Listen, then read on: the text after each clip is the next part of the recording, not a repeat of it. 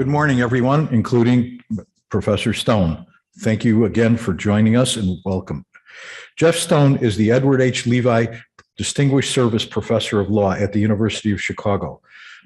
Jeff joined the faculty of the University of Chicago Law School in 1973, so he's seen a lot and been through a lot. Over the years, he served as Dean of the Law School from 1987 to 94 and as Provost of the University of Chicago, from 1994 to 2002. He's a leading constitutional scholar, and he's author or co-author of many books on constitutional law, including, among others, Social Media, Freedom of Speech, and his new book, The Future of Our Law, The Future of Our Law, or Democracy, rather, coming out this summer. Some other books that he's published or been co-authored with are Leaks, National Security and Freedom of the Press, Democracy and Equality, The Enduring Constitutional Vision of the Warren Court, The Free Speech Century, Sex and the Constitution, Top Secret, When Government Keeps Us in the Dark, War and Liberty, and Perilous Times, Free Speech in War, in Wartime, which won 8 National Book Awards. He's the former chair of the Board of American Constitutional Society, a fellow of the American Academy of Arts and Sciences, and a member of the American Philosophical Society, the American Law Institute, and the National Advisory Council and of the American Civil Liberties Union. I'd like to introduce Professor Jeff Stone. Thank you for being here today. Thank you so much for the introduction. I'm delighted to be here again, although I wish I was there physically instead of on Zoom. And I will speak today, as you presumably know, about Roe v. Wade and the Supreme Court's recent decision in the Dobbs case. So for the past half century, one of the most contentious and bitterly divisive issues in American politics has been the Supreme Court's 1973 decision in Roe versus Wade. Opponents of Roe have insisted that the court invented a constitutional right out of whole cloth without any legitimate justification. Supporters of Roe maintain that it was a perfectly sound decision that correctly recognized a fundamental constitutional right of women. Whether one agrees or disagrees with Roe, or with the court's recent decision in Dobbs that overruled Roe, contemporary understandings of the decision and of its historical origins are often confused and incomplete. The story of how we got to Roe, like the story of how we got to Brown v. Board of Education, is important to remember, for it gives both content and context to the debates of the present. So let us begin at the beginning. At the time our Constitution was drafted, abortion was often relied upon by single and widowed women to avoid the consequences, particularly of illegitimate births. In that era, contrary to what many people today assume, abortion before quickening, that is, before the point at which the woman could feel movement, usually at around 4.5 months, was perfectly legal. Indeed, this had been the state of the law at least as far back as the ancient Greeks. Although the church in the Middle Ages condemned abortion as a sin, the law did not treat abortion as a crime. To the contrary, those who did not share the faith were free to do as they wished. Abortion was also common and legal in England in the years leading up to the American Revolution. As Lady Caroline Fox wrote to her husband in the 1740s upon learning that she was pregnant for the 3rd time in as many years, quote, "I'm certainly breeding. I took a great deal of physic yesterday in hopes to send it away." Soon thereafter, she wrote her husband that she had been successful, noting, "Is not that clever?" At this time, a wide variety of, quote, female pills were readily available in London shops for the purpose of inducing abortion. The American colonies embraced the same approach to abortion as the English common law, and abortion before quickening was both common and legal. Moreover, even abortion after quickening was almost never punished. Over the course of the 19th century, abortion became ever more common. This was evident in the fact that the birth rate in the United States fell dramatically from 1800 to 1900. In the colonial era, the average family had 9 children. By 1900, that number was only 3. The reason for this change was clear. In the agrarian world of the 18th century, children were an important economic asset. But by the end of the 19th century, with greater urbanization, children were increasingly seen as a financial burden that could cause a family's economic ruin. Thus, for most families, birth control had become essential. And because contraception was generally unreliable, abortion was seen as a critical way of managing family size. Indeed, by the middle of the 19th century, approximately 20% of all pregnancies ended in abortion. At this time, abortifacients were readily available from mail order firms and pharmacists. Daily newspapers regularly ran ads for abortifacients, and those who provided abortion services did so quite openly. The flamboyant Anne Lohman Restel of New York, for example, who was popularly known as Madame Restel, maintained a highly profitable abortion business, serving a genteel middle and upper class clientele. She touted her, quote, celebrated powers for married ladies. And like many of her competitors, she broadly advertised her services in the press of the day. To give you a sense of the times, here's an example of one of her widely distributed advertisements. To married women, is it but too well known that the families of the married often increase beyond what the happiness of those who give them birth would dictate? In how many instances does a hardworking father, and more especially the mother of a poor family, remain slaves throughout their lives, urging at the oar of incessant labor, toiling to live, living but to toil? Is it desirable then for parents to increase their families, regardless of consequences to themselves or the well-being of their children, when a simple, easy, healthy, and certain remedy is within our control? That the general acceptance of abortion as an appropriate method of managing family size began to change, however, during the course of the 19th century. Two factors in particular contributed to this shift. First, religious perspectives on abortion began to change during the evangelical explosion of the Second Great Awakening. The traditional Protestant conception of the fetus assumed that it was not alive until the point of quickening. Abandoning that view, aggressive evangelicals during the Second Great Awakening began to preach that a separate, distinct, and precious life came into being at the very moment of conception. Second, medical professionals in this era increasingly came to the view, based partly on religion and partly on often half-baked science, that human life begins at conception.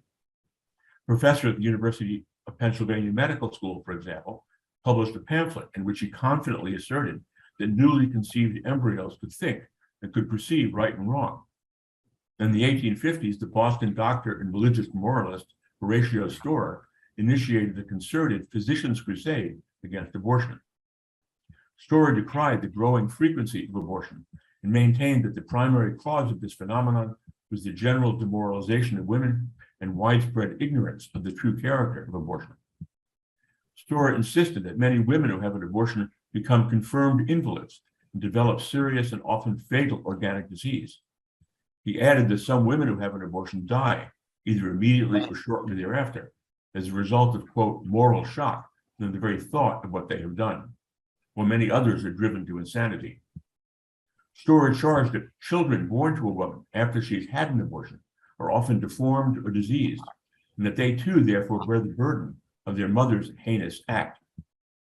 Storer emphatically rejected the notion that a woman should decide this question for herself, because, he explained, during pregnancy, a woman's mind is prone to derangement.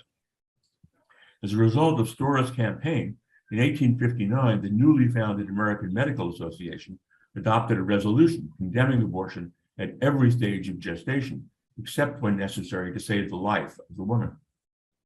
Over the next several decades, the AMA, working hand in hand with religious moralists during the late 19th century's social purity movement, launched an aggressive and ultimately successful campaign to rid the nation not only of abortion, but of contraception as well. As the leading voices of this movement explained, the sole purpose of women is to produce children, and women must therefore remain within their God-given sphere.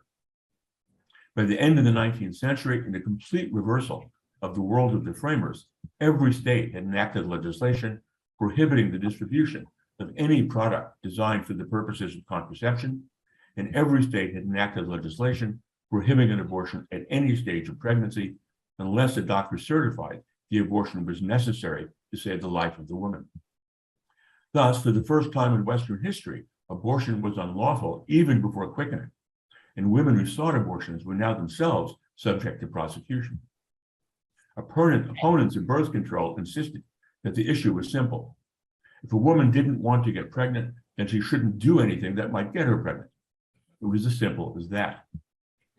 But despite the threat of criminal sanctions, the medical professionals offered perverse warnings about the dangers of abortion and the preaching of religious moralists.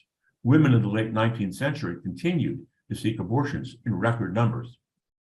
Indeed, by the turn of the 20th century, approximately 2 million women had illegal abortions each year, and almost a third of all pregnancies ended in abortion. Now, though, for the first time in history, these abortions had to be performed illegally, in secret and unsafe circumstances, and often by much less reliable practitioners than in the past. By the 1950s, with improvements in contraception, which was now increasingly, but still not universally legal, the number of unwanted pregnancies gradually declined. But even then, approximately 1 million women each year resorted to illegal abortions.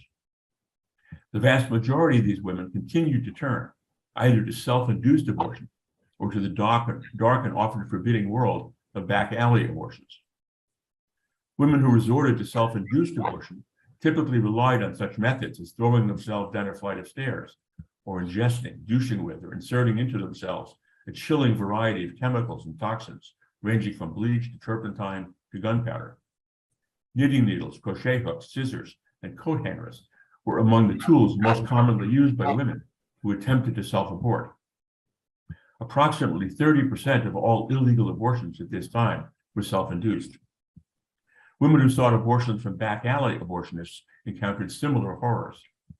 To find someone to perform an abortion, women often had to rely on tips from elevator operators, taxi cab drivers, salesmen, and the like. Because of the clandestine nature of illegal abortions, the very process of finding an abortionist was dangerous and often terrifying. Women who sought back alley abortions were often blindfolded, driven to remote areas, and passed off to people they did not know and could not even see during the entire process.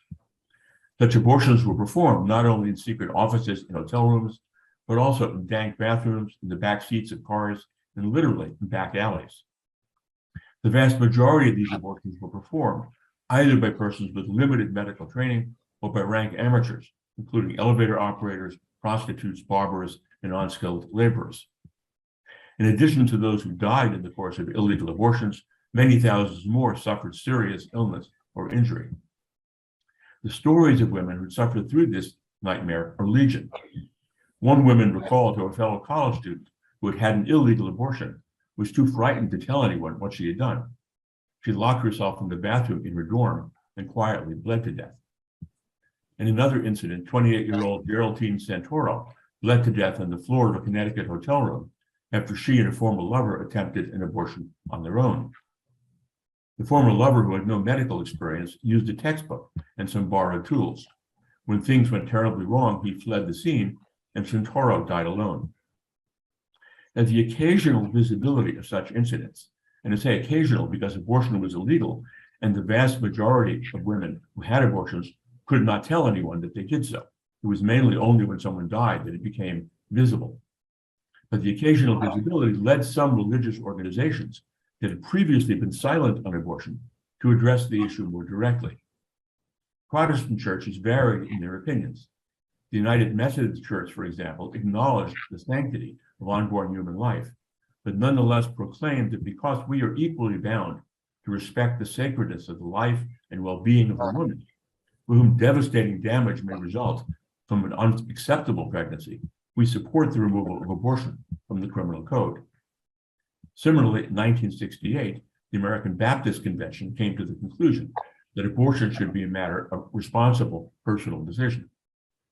At roughly the same time, the rising voice of the women's movement began to shape public discourse on abortion. In February of 1969, for example, Betty Friedan, the founding president of the National Organization for Women, delivered a rousing address in Chicago at what was billed as the first national conference on abortion laws.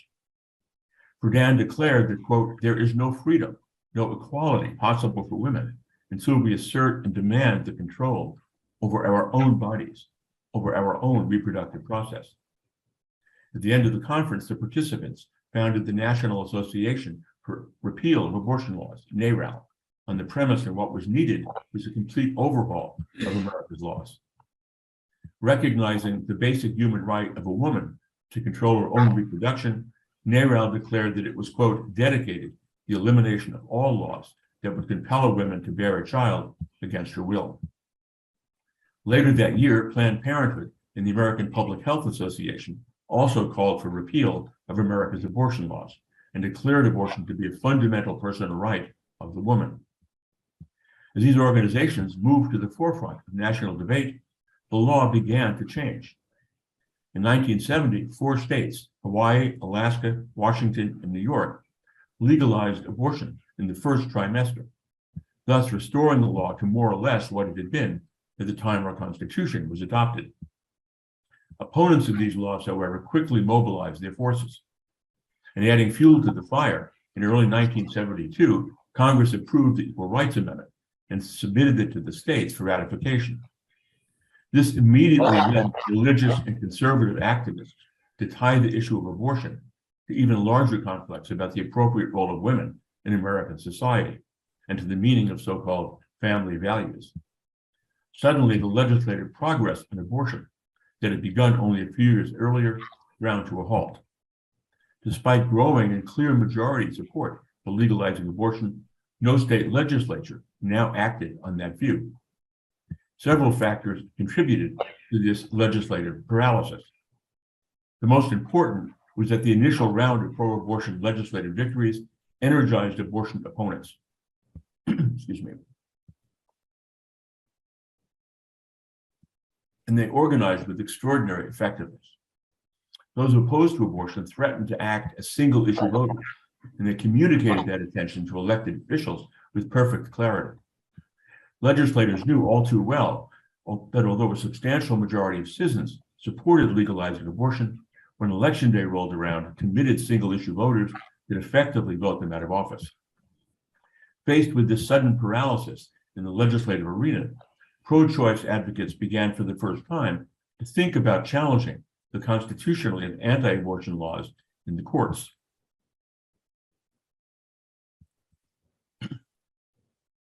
In 1970, after the Connecticut legislature repeatedly refused to amend its 19th century anti-abortion statutes, a group of women activists formed a new organization, Women versus Connecticut, to challenge the constitutionality of its law against abortion. Quote, "We want control over our own bodies," they declared. "We are tired of being pressured to have children or not to have children. It is our decision." 6 weeks after Women versus Connecticut filed its complaint in federal court on behalf of 858 women plaintiffs, the federal court held the Connecticut law unconstitutional. Judge Edward Lombard, conservative Eisenhower appointee, held that in this law, quote, "Connecticut trespasses unjustifiably in the personal privacy and liberty of its female citizens in violation of the Constitution, and that the state's purported interest in banning abortion are insufficient to take from the woman the decision that she, as the appropriate decision maker, must be free to choose." Cases challenging anti-abortion laws now started popping up everywhere. In Georgia, a group of 24 plaintiffs, including doctors, nurses, social workers, and members of the clergy, challenged the constitutionality of Georgia's anti-abortion statute.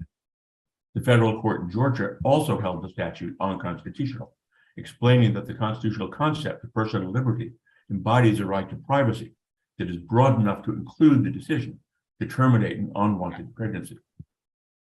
At roughly the same time in Texas, Linda Coffey and Sarah Weddington, recent graduates of the University of Texas Law School, teamed up with a plaintiff identified only as Jane Roe to challenge the Texas anti-abortion statute.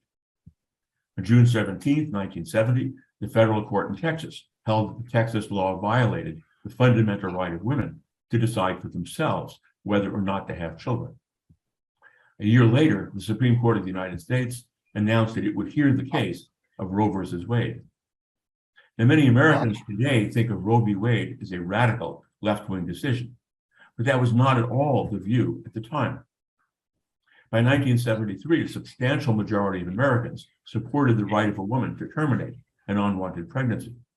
And Gallup polls showed that 2 out of 3 Americans think abortion should be a matter for decision solely between a woman and her physician.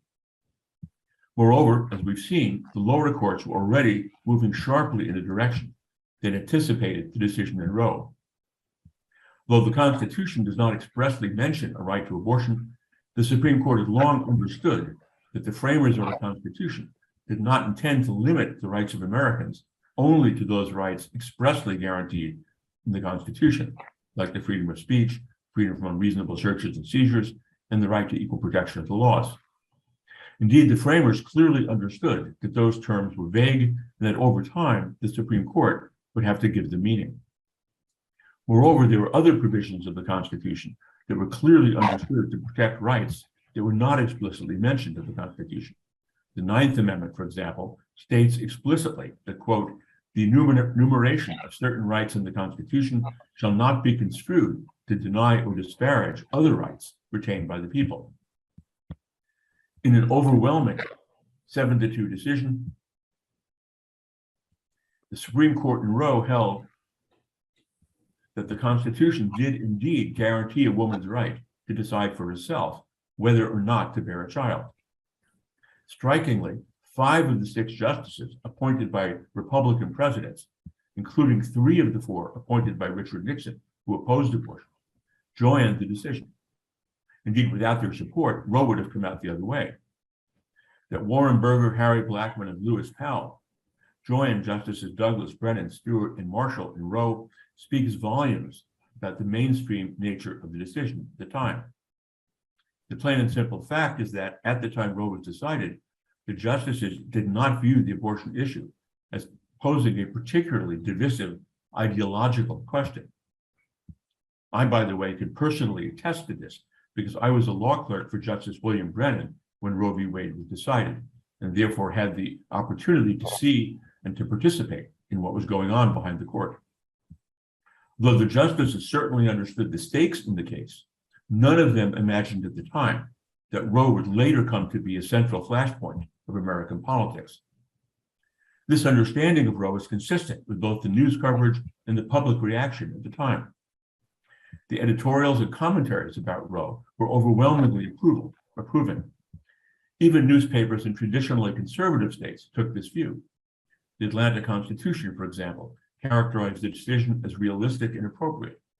The Houston Chronicle called it sound, and the San Antonio Light gushed that although the ruling was not perfect, it was as close to it as humanly possible. Moreover, the American people clearly endorsed the decision.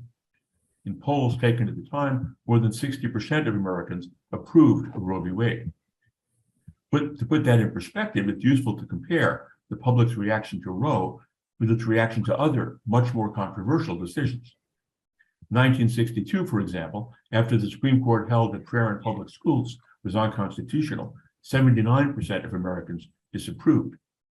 1967, after the court held that laws prohibiting interracial marriage were unconstitutional, 72% of Americans disapproved. And in 2010, after the court held that laws limiting corporate campaign expenditures were unconstitutional, 80% of Americans disapproved. But fewer than 40% of Americans disagreed with Roe. An additional measure of just how uncontroversial Roe was at the time is the fact that when President Gerald Ford nominated John Paul Stevens to succeed Justice Douglas in 1975, not a single senator asked Stevens a question about Roe or about his views on abortion. Even most evangelicals did not challenge the decision. For 1973, most evangelicals still regarded abortion as a Catholic issue. The one group that did strongly condemn abortion from the very moment of the decision were Catholics, who disapproved of the decision by a margin of 56 to 40%. Indeed, within days of the decision, thousands of telegrams and letters of protest from Catholics began pouring into the court. Many of them form letters from Catholic school students denouncing the justices as murderers and butchers. The vast majority of these letters were addressed either to Justice Blackmun, the author of the opinion in Roe, or to Justice Brennan, the court's only Catholic justice, for whom, as I noted, I was serving as a law clerk at the time. Now, none of the justices was interested in reading the tens of thousands of letters that were piled up in boxes in the hallways outside the justices' chambers. The only people who did read the letters were those law clerks who had visited law firms around the country to talk about jobs the following years and were waiting for reimbursement checks for their travel. And so they were sitting there at 2 o'clock in the morning going through the letters looking for those envelopes. Now, of course, as we know, Roe eventually emerged into a bitterly divisive issue. But this did not happen until the end of the decade, as the culture wars exploded over such issues as equal rights amendment, gay rights, sexual expression, and women's liberation, thus inflaming the evangelical community. By this time, polls showed that more than a third of all Americans identified themselves as born again. And evangelicals have become the nation's largest religious demographic. When the Reverend Jerry Falwell founded the Moral Majority in 1979, he brought together for the first time the many disparate elements of Christian fundamentalism into a single unified political movement. Falwell explained that Roe had awakened him from his slumber, and he preached that if evangelicals worked together, they had the power to take control of the national government. The Moral Majority raised huge amounts of money to support political candidates, and in state after state, its members wrested control of the state Republican apparatus from party regulars. By the summer of 1980, Republican Party leaders were treating Falwell more than any other religious figure in American history, like the leader of a powerful political constituency. The Christian broadcaster Pat Robertson boasted that the evangelical community now has, quote, enough votes to run the country. And in his pursuit of the presidency, Ronald Reagan now called for a constitutional amendment to overturn Roe v. Wade and promised to appoint pro-life judges at all levels of the judiciary, thus ushering in a historic era of judicial nominations shaped largely by religious conceptions of constitutional law. With Reagan's election, James Dobson, the founder of Focus on the Family, proclaimed that evangelicals had finally come home and that home was the White House. In the years since 1980, a succession of Republican presidents have sought religiously to appoint Supreme Court justices who would overturn Roe v. Wade. Interestingly, though, several of those justices, most notably Sandra Day O'Connor, Anthony Kennedy, and Justice Souter, O'Connor, Kennedy, and Souter disappointed those who appointed them, demonstrating both a respect for precedent and an understanding of the fundamental right at issue in Roe. O'Connor, Kennedy, and Souter consistently reaffirmed Roe, despite repeated efforts to overturn the decision. Indeed, from 1973 to the present, 12 of 15 justices, not including those on the current court, reaffirmed Roe v. Wade, including 9 of 11 justices appointed by Republican presidents. Over time, though, having learned this lesson, Republican presidents grew ever more determined not to replicate this mistake. And with the Republican appointments of Justices Clarence Thomas, Samuel Alito, Neil Gorsuch, Brett Kavanaugh, and Amy Coney Barrett, all of whom were chosen in no small part for their deeply embedded anti-abortion views, the anti-abortionists finally achieved their goal of overruling Roe v. Wade. In the United States, before the decision in Dobbs, 30% of all women had at least one legal abortion during their lives, and approximately 800,000 women had legal abortions annually. Roe played a critical role in giving women control over their own bodies and their own destiny. It was deeply grounded in the understanding that we must have the right to make fundamental decisions about our own lives and our own families. Roe enabled women to chart their own futures and to control their own bodies. There's a long-standing observation that if men could get pregnant, abortion would surely be safe and legal. But with the court's decision in Dobbs, hundreds of thousands of women, mostly poor and minority, will once again be thrown each year into the dark and dangerous world of illegal abortions. So what was the reasoning of Justice Samuel Alito's 100-page opinion in the Dobbs case? The first challenge he confronted was the doctrine of stare decisis. Under that doctrine, the doctrine of precedent, courts must respect and not overrule prior decisions, except in extraordinary circumstances. There are several reasons for this rule. First, the law should be stable and predictable. If courts could overrule precedents as a matter of course, simply because the current justices disagree with the prior justices, the law would be a mess. It would be unstable and unpredictable. Second, we don't want justices to be appointed for the purpose of overruling prior decisions that a particular political party does not like. That would over-politicize the appointments process, create uncertainty and confusion, and politicize the court in a way that would seriously undermine its credibility as a legal rather than a political entity. Because of these concerns, courts rarely overrule precedents, even if the current justices disagree with them, except in extraordinary circumstances. Usually, judges overrule precedents not because they disagree with them or because they think they were wrong, but because things have changed significantly since those precedents were decided, and they no longer achieve the goals they were meant to achieve. A good example of this is Brown v. Board of Education, which overruled Plessy v. Ferguson, which was decided some 60 years earlier, because its experience had taught that racial segregation is not neutral and that it has a significant and discriminatory effect on Blacks. Interestingly, in the vast majority of its decisions, when the Supreme Court has overruled a prior decision, it has done so, as in Brown, in order to expand rather than to contract the rights of Americans. Because none of these factors was even remotely present at the time of the decision in Dobbs, in order to legitimately overrule Roe, Justice Alito would have had to present compelling evidence that the decision in Roe was fundamentally and plainly wrong, since the ordinary justifications for overruling the decision simply weren't present. In order to make his case, Alito argued that Roe was fundamentally wrong because at the time the 14th Amendment was adopted in 1868, the majority of states, for the reasons I set out earlier, had made abortion a crime. Thus, applying a originalist view, Alito insisted that Roe was wrong because those who adopted the 14th Amendment, which applied the Bill of Rights to the states, did not affirmatively intend to hold laws restricting abortion unconstitutional. That seems clearly right.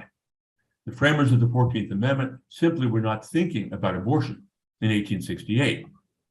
They were thinking about race and equality along those lines, not about women and not about abortion and not about other concepts of equality or freedom.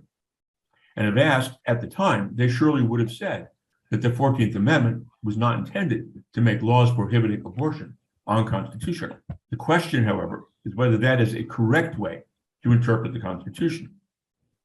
The problem with this approach, which was invented by Antonin Scalia and Robert Bork in the late 1970s, is that it is artificial and, ironically, clearly inconsistent with the overall intentions and understandings of those who adopted the Constitution.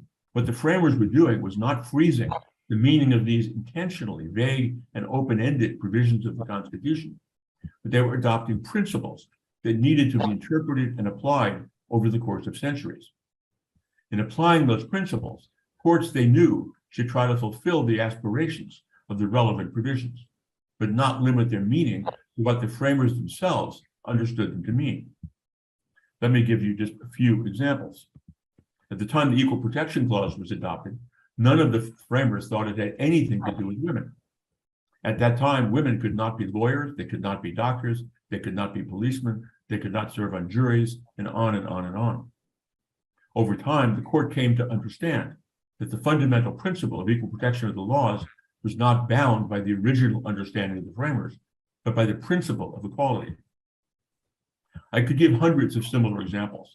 Think of interracial marriage, separate but equal, the right to contraception, same-sex marriage, the right of poor criminal defendants to be provided with counsel, the conclusion that wiretapping is a search within the meaning of the Fourth Amendment, and on and on.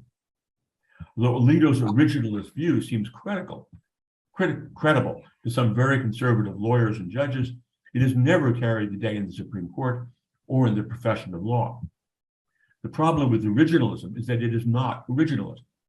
It embraces an approach to constitutional interpretation that the framers themselves never intended or even imagined. But that is the core of Alito's argument. He goes on and on to berate and to insult Justice Harry Blackmun for writing the opinion in Roe, as well as the other 6 justices who had joined his opinion. In the end, though, Alito's opinion and the court's decision is not based on any principled approach to constitutional law. It is instead a personally driven decision designed to further the political and religious views of the justices in the majority. Denying American women the freedom recognized in Roe will do serious damage to the lives of many of those women and their families. But who cares? They're just women after all. I'd like to make one final point. From 1973 to the present, among the justices not on the court in Dobbs, I want to emphasize what I said earlier, 9 Republican appointed justices supported the decision in Roe, and only 2 opposed that decision, Rehnquist and Scalia. On the current court, Clarence Thomas, Samuel Alito, Neil Gorsuch, Brett Kavanaugh, and Amy Coney Barrett all voted to overrule Roe. That is the product not of law, but of an aggressive and illegitimate politics determining the makeup of our Supreme Court for political and religious reasons. Thank you. I'm happy now to take questions. Professor, we're going to take questions from the auditorium first and then from Zoom, unless Elliot has a question he would like to ask first. Otherwise, we're going to go to the auditorium. Go ahead, Fred. Any questions here? We have one right here. Don? Professor, that was very good. During the Senate Judiciary hearings, some of the candidates for the court said out loud that they would not overturn Roe v. Wade. Your thoughts on that and whether or not there should be term limits for Supreme Court justices? I mean, that's quite disappointing, or even one might say disgraceful. Several of them, when asked about Roe v. Wade, either said they had no intention of overruling it, or they hadn't made any judgment on the question, which is obviously not correct. And what was particularly strange about this decision is that 3 of the justices in the majority, Gorsuch, Kavanaugh, and Amy Coney Barrett, had all been confirmed within the last 4 years. They were new to the court. Now, justices who are new to the court tend to be very cautious about doing things like this. They never take bold positions that overrule prior decisions. In this case, they acted in an extremely aggressive way. Chief Justice Roberts filed a concurring opinion in the case in which he voted to uphold the Mississippi law, which limited abortion to the first 15 weeks of pregnancy, and said it was wrong to overrule Roe. One would reasonably have expected, certainly the 3 new justices to have joined Roberts' opinion and taken a more moderate stand and left the question of overruling Roe completely to the future. But they were so passionate about reaching this result that they decided to go along with Alito. And that is almost unprecedented in the history of the Supreme Court. Yeah, a different way to look at this. The First Amendment says that Congress shall not establish a religion or something, or establishes a separation of church and state. Now, your closing statement really here says that what they've done is made certain religious doctrine the law of the land. Could you discuss, are these things consistent, or is this an improper interpretation of the First Amendment? Traditionally and consistently, the Supreme Court has interpreted the Establishment Clause, which prohibits any law respecting the establishment of religion, as violated only when the law explicitly benefits religion, not when the intention of the actors, the framers, the legislators, or even the justices or judges was to benefit religion. They do this because the idea of looking into the subjective intentions of legislators or voters or judges to determine what their actual motivations were, is just a mess. And it's impossible to do with any reliability, and it's insulting. And so the justices in all areas of constitutional law, whether it's religion or equal protection and so on, have not looked into the actual subjective motivations of legislators or police officers or judges to invalidate a law, which on its face is constitutional, even if there's a strong reason to believe that the motivation was impermissible. Thank you, Professor. That was really interesting. My question is, the 3 new justices, can they be impeached for lying to the Senate? No, I think probably not. They would say, first of all, I'm not sure any of them said explicitly, I would not vote to overrule Roe. I think what they said was, I haven't thought about it. I don't know what I would do if I were a justice, when obviously they did know what they would do. So they were lying in that sense, but you can't prove that. And so I don't think it's realistic to do that. If they had said, for example, I absolutely support Roe v. Wade and would never overrule it, that would at least be a plausible basis for impeachment. But they did not explicitly, unequivocally lie about this. They did lie, I don't doubt it, by saying they were unsure, but no, they couldn't realistically be impeached for that. Thank you for excellent history. Moving forward, can the legislative branch, if it chooses, pass a national law that allows abortion in the future? So it's a great question. Could Congress pass a law that guaranteed a right to abortion across the United States? The first problem there, of course, is the filibuster. As long as the filibuster is in place, you would have to get a supermajority of the Senate to agree with that. Moreover, it's pretty clear that at least in the current world, at least half the states, and maybe more than half the states, do not believe abortion should be legal. And there's just no realistic way in the foreseeable future that one could get the kind of majority one would need to pass such a law. Then there's the question, if they did pass such a law, would the Supreme Court hold that it was constitutional? The federal government does not have absolute freedom to make laws determining what people can do and what they can't do. The laws have to be based upon the powers given to them under the Constitution. In this context, my guess is they would say that this is our power to interpret the 14th Amendment. We disagree with the Dobbs case, and we have an independent authority to decide that this is a violation of the rights of women. And we hope the Supreme Court will defer to us on this matter. But that would depend on who the justices were at the time. These justices would absolutely not do that. Now, individual states can, of course, make abortion legal, at least for the moment.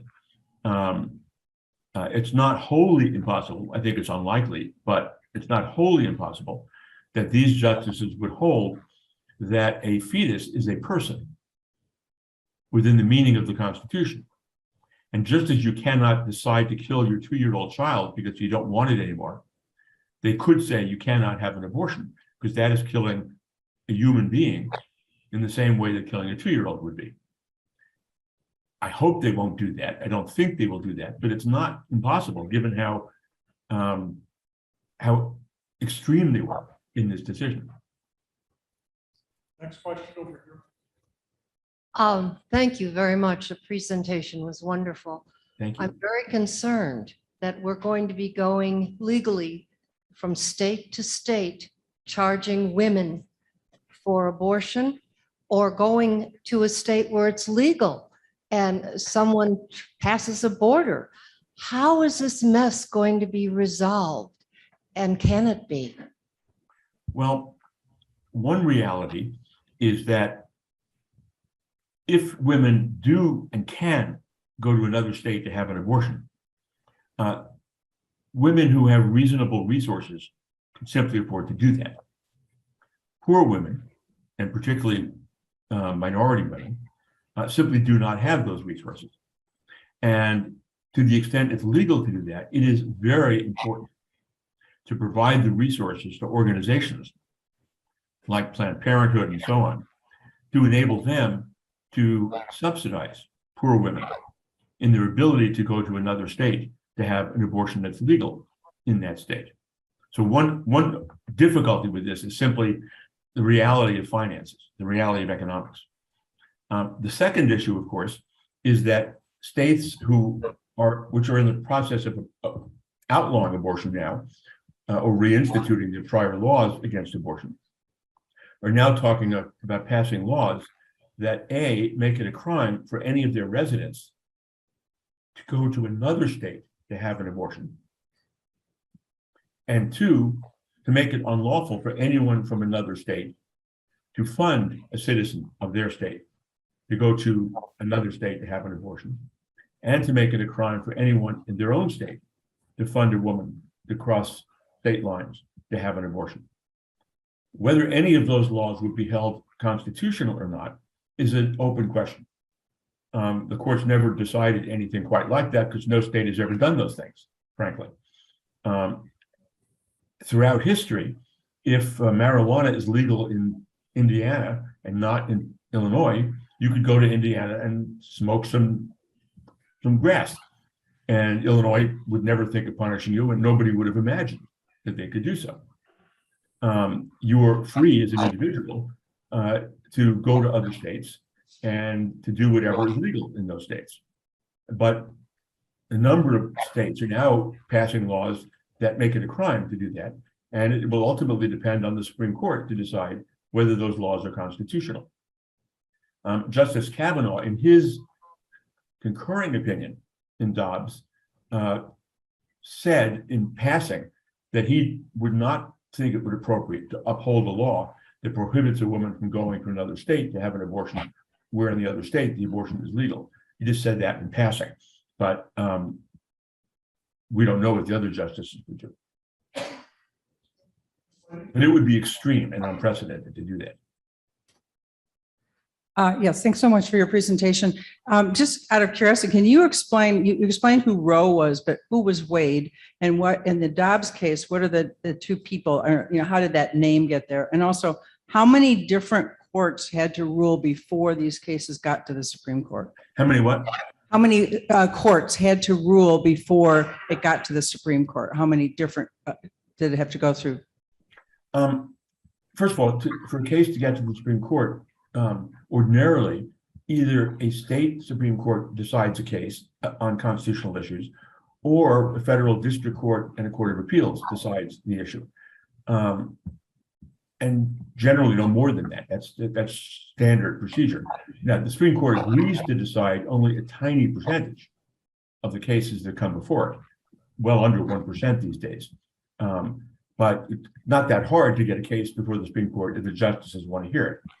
I'm sorry, what was the first part of your question again? I forgot. Who was Wade, and then in the other, and you tell who Roe was, and then who is Dobbs in the other side of that case? Just the names. So Roe was a woman who wanted to have an abortion in the state of Texas and wanted to challenge the Texas law, which prohibited her from doing so. And Wade was a government official who was charged with enforcing that law. And so the idea was to get an injunction prohibiting Wade from prosecuting Roe, and Roe was not a real name, of course, if she had an abortion. Similarly, in Dobbs,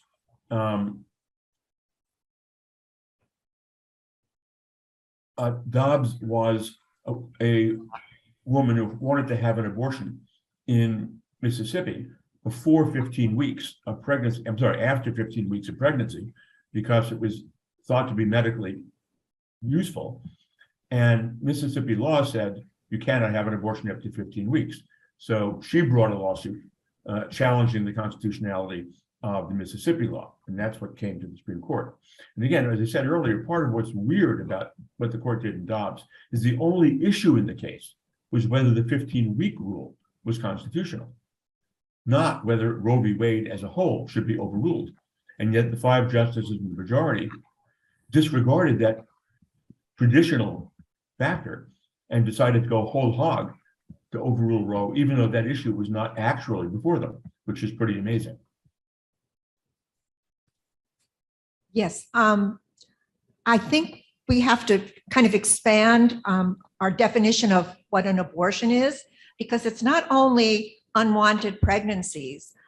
There are very, severe and life-threatening medical conditions that doctors in states that are now have these trigger laws in place are afraid to do. A DNC after a miscarriage, an ectopic pregnancy, a case where the placenta has torn and women can bleed to death. So by cavaliering, just saying, well, abortion is illegal and we can't have it anymore, women have become pawns and have life-threatening challenges to them if they become pregnant and there's a complication in pregnancy. And then to have people say you can't travel, we're gonna look at your credit card. In Texas, if you talk to somebody about an abortion, that's illegal. So things have just kind of exploded. And I wonder if the judges gave any thought to medical issues that women are facing. In the opinion, they do not offer any guidance on whether there is a constitutional right of a woman to have an abortion for medical reasons, whether it's to save her own life or whether it's to deal with medical complications that may arise. At least the opinion in Dobbs leaves that initially to the states. And it says it's a matter of state law, not a matter of federal constitutional law. And in the same way, most medical issues are treated as the issues of state law in determining what medical procedures are allowed or not allowed. Now, a case may come back to the Supreme Court at some point, and many cases may come back to the Supreme Court in which a whole variety of those types of situations will be presented. And that's one of the reasons, by the way, Justice Blackmun in Roe was particularly concerned about abortion, because initially his own concern was about doctors, because if you could only, under the law at issue in Texas, you could only perform an abortion legally if it was necessary to save the life of the woman. He was concerned, what does necessary mean? How does the doctor know what's necessary? But ultimately, he, of course, went way beyond that with the other 6 justices in the majority and simply held that there was a constitutional right to abortion. And by the way, part of the reason, not only part of the reason, the primary reason the justices in Roe decided the case the way they did, rather than much more narrowly, like simply saying the statute too vague to be constitutional, was because they learned for the first time the 2 things I talked about earlier. First, they learned about the history of abortion. Almost everyone assumed at that time that abortion had always been illegal throughout Western culture, and that it was only in Roe and in the late 1960s that states and the court began to legalize abortion. And the fact is that was completely wrong. And for the justices, that was kind of shocking. At the time the Constitution was adopted, abortion was perfectly legal in every state in the nation. Second, they learned about the reality of illegal abortions. As I mentioned during my talk, those realities were basically secret because it was illegal to have those abortions. And a woman could not speak about those experiences except maybe to a very close friend in confidence. And therefore, most people had no idea what the horror was of having these kinds of illegal abortions. As that came to light in the late 60s during the women's movement, the justices were horrified And their view, it is completely immoral to create a situation in which 1 million women a year are being pushed into those horrendous situations. And that's another factor we have to take into account in deciding whether it is acceptable for states to prohibit abortions. And that's, again, going to be the world we move back to in over half of our states, unfortunately. I just wanted to tell you that I thought this presentation was particularly illuminating.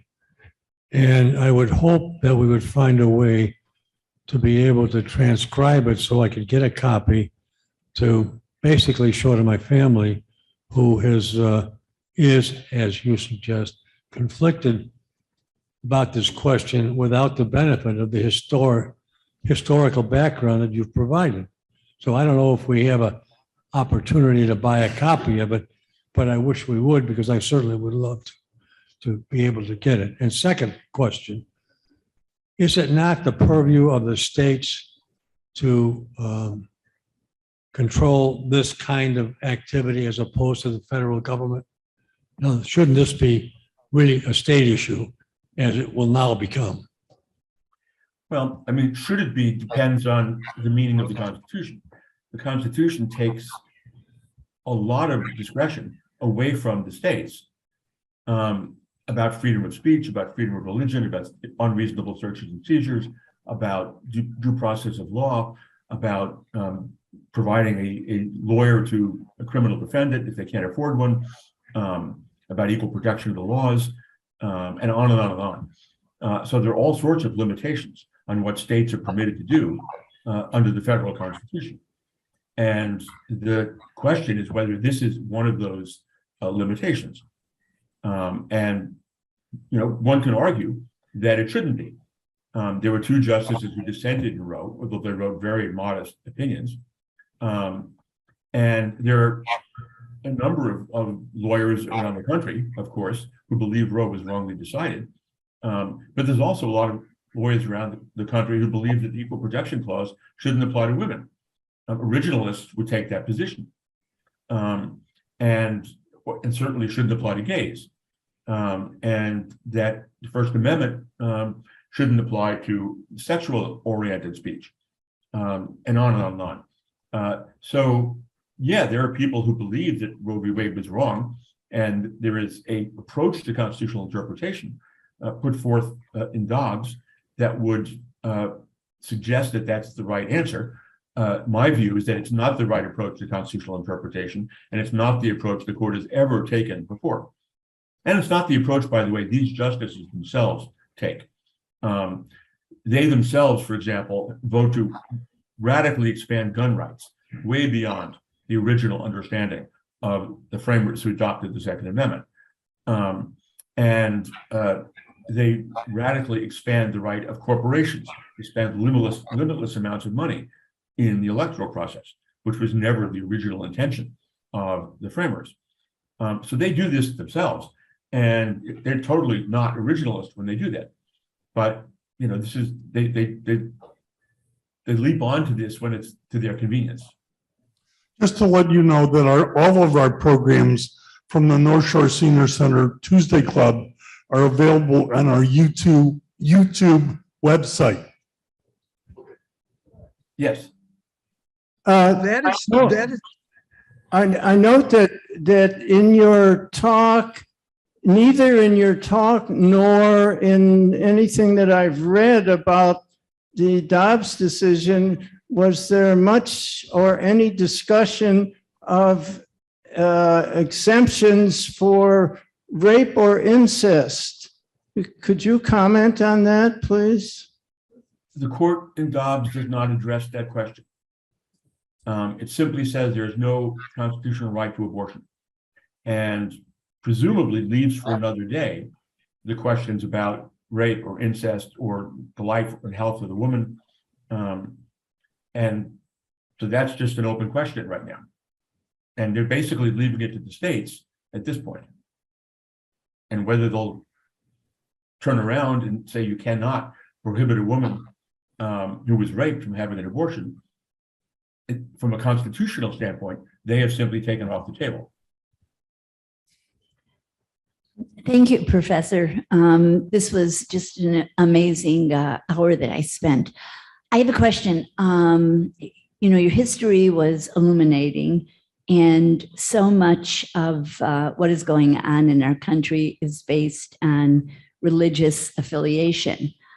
My question is, I've read that there are some lawsuits being placed now with synagogues, particularly I read in Florida, and I've also read that the Muslim community also identifies with what a fetus is, what life is, and when life begins. Do you see any positive movement with these lawsuits to be able to twist or turn the law as it stands? Well, from the standpoint of Muslims believing that, and Jews believing that the fetus is not a person until birth, the court would say they're not constitutionally obligated, required to have an abortion by their religions. They're only allowed to have them. And therefore, laws prohibiting abortion are not prohibiting them from doing something that they are required to do by their religion. And therefore, they would say it does not violate the free exercise of religion. That's not an obviously right approach, but it's the one I suspect these justices will take.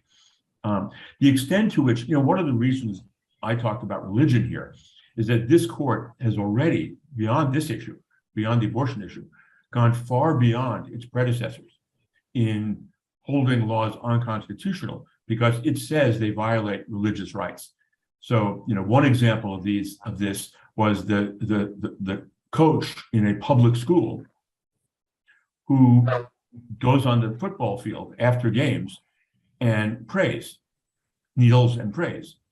And that causes other students to go along with him because they don't want to alienate him or feel that they're not good people. And it's on school property during the time that he is employed by the school. And the lower courts held unanimously that this is, of course, that the school board can prohibit this. This is not a violation of his free exercise clause. He can go do all sorts of praying outside the school, but not inside the school in this way. Supreme Court overruled that in the 6-3 decision and held that he has a right to do this on school grounds, even though it clearly could lead, it does lead, many of the football players to go along with him, even though they may not think this is what they want to do. They just said, no, this is fine. This is inconsistent with all of our history of constitutional law. This is another example of several that I could talk to you about religious freedom.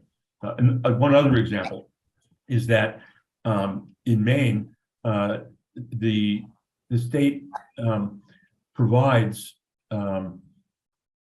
no funding for private schools, only for public schools. But in a particular area of Maine, there was no public school within the geographic area that was useful. And so the legislature decided to fund a private school in that area. And a religious school that existed in that area said, we have a right to be funded too. And again, the lower courts all rejected this, and the Supreme Court, the same 6 justices, held it was unconstitutional not to fund the religious school. And that's never happened in American history as a matter of constitutional law. So that just gives you a sense of how far these justices are going, and only the beginning of this, because they're 3 of them are new to the court. How far they're likely to go in the future in terms of these freedoms.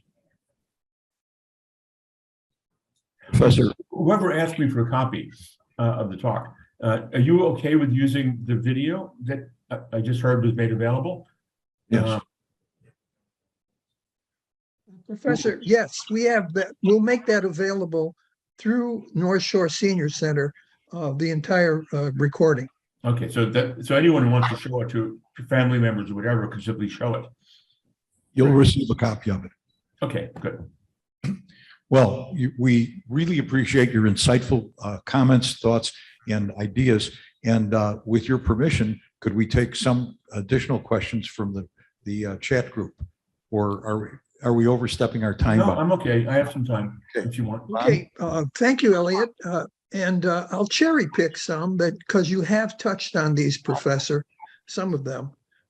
One question that comes up, how big is the risk that this Supreme Court will act to change canceling other rights? And in effect, is Justice Roberts becoming less relevant to this court in being able to hold it in check?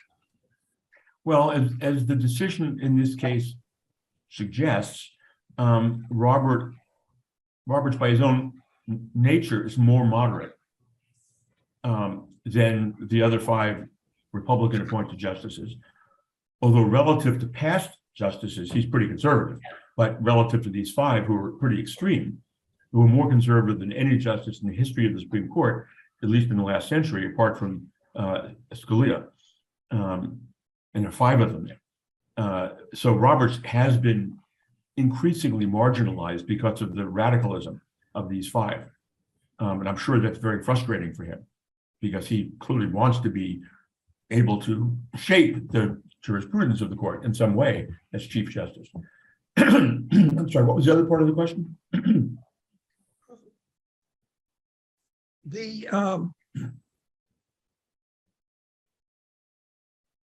Will they cancel other rights? Oh, so one of the issues that's immediately brought into play, given the court's analysis or argument in Dobbs, is whether this logic also applies to the court's decision holding that laws prohibiting access to contraception are unconstitutional.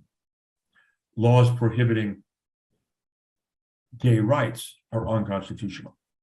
Laws prohibiting same-sex marriage are unconstitutional.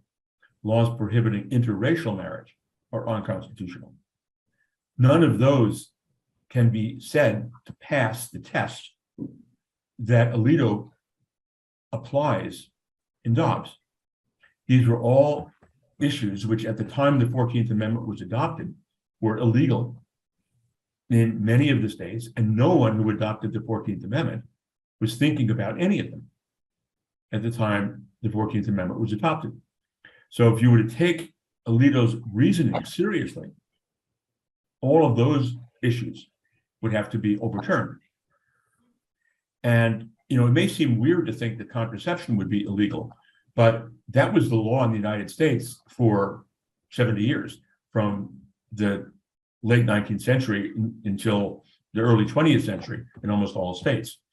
And then the legislatures began changing that. But so those are obvious examples where the court could go much further. Alito says, we're not saying anything about those issues in this case. And Justice Thomas, of course, would not agree that interracial marriage can be prohibited, since he's in one himself. But by the way, in terms of Roberts and the leak, here's an interesting theory about the leak of this opinion that happened a month or so before the opinion was handed out. One interesting theory is either Thomas, most likely, leaked the opinion for the following reason. Roberts was trying, behind the scenes of the court, to persuade some of the justices who ultimately voted in the majority to take a more moderate position and join him and leave the decision about Roe v. Wade to the future. And the issue is that either Alito or Thomas was concerned that Roberts may have been making progress in that. And in order to discourage the justices who were listed in the majority in the draft opinion from doing that, the opinion was leaked, which would suggest that the justices like, say, Barrett or Kavanaugh decided to join Roberts because of the leak. And this was designed to prevent that. And that's an interesting theory. I have no idea if it's true or not, but it's the most logical reason why one of the justices would have leaked the opinion. Thank you, Professor. We've got a lot of questions, but I think we're going to hold it to two more that I'm going to cherry pick here for us in the interest of time. We You can give them to the apologize highest for bidder. those. Yes. Okay. One that comes up, I'll combine it. What are your thoughts about expanding the court and or time limits? Term limits, rather. I don't think there is a need to expand the Supreme Court from 9 justices insofar as can they do the job. It's true they decide a much smaller percentage of the cases today than they did when I was a law clerk half a century ago. And they decide a much smaller number of cases today than they did then. And maybe it would be good for the court to decide more cases every year. And if so, expanding the court would enable them to do that. But the problem with expanding the court is who gets to decide who the new justices would be. If I thought expanding the court was a good idea, and I'm not unalterably opposed to it, what I would say is the additional seats can only be added, one 5 years from now, a second 10 years from now, and a third 15 years from now. So we don't know who is the president who will make those appointments. So to depoliticize the question. Similarly, in terms of expanding, in terms of term limits, I understand the logic of it. And again, I would say if someone wants to do that in a principled way, it should come into effect in 20 years. So members of the House and Senate who do that today would not have any idea who would benefit politically from term limits. I see the advantage in it, although I must say, having been a law clerk on the court, one of the things I saw is that the justices in general, over time, learned better how to think about the kinds of questions that they were being asked to address. You know, most of them did not have the breadth of perspective about all of the kinds of issues that came to the court in the early years of their tenure. And over time, they tended to have a better understanding of those issues. And I think that cutting short that period might be a real disadvantage. The other problem with term limits is the reason that the framers of the Constitution made life tenure for judges is to insulate judges from any self-interest in what they would do after they left the court. They didn't want the justices thinking, okay, I'm going to leave the court in 18 years or in 6 years from now. I better decide this case this way so I can get a really good high-paying job or whatever. So give them life tenure was designed to insulate them from that. And the concern was that if they knew what the term limit was, that would take away that insularity. Interesting information. Thank you. Last question, sir. And today, there's primaries, and one in Kansas is going to basically have the issue of abortion and women's rights on the for people to vote. But in looking at the bigger picture, do you think this controversy will change the results of the midterm elections? Looking That's both an at interesting Kansas question. today. I've been reading about that in the papers. I'm not an expert on that.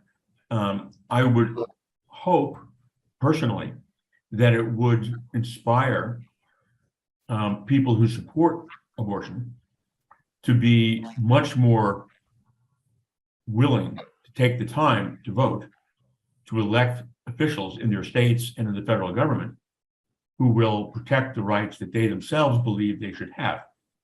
In much the same way that the anti-abortion movement, the evangelical movement, was especially effective at bringing those people into the voting process in disproportionate numbers because of their desire to change the law in the United States about abortion in particular. I don't know whether those people on the left are going to be as effective at doing that. But I do think that so many people believe that women should have this freedom that they should be going to the polls and trying to change the law in their states or to retain the law in their states and to try to elect a Congress that will create national laws that protect them But we'll have to wait and see whether that actually happens. Professor, we could be here another hour, but we're not. We're going to be in interest to your time and those that have attended. We've had a great audience here, one of our largest since we've been having him on Zoom. We thank you so much, and I want to turn it back to Fred to conclude our meeting. But thank you so much. My pleasure. Thank you. Thank you very much.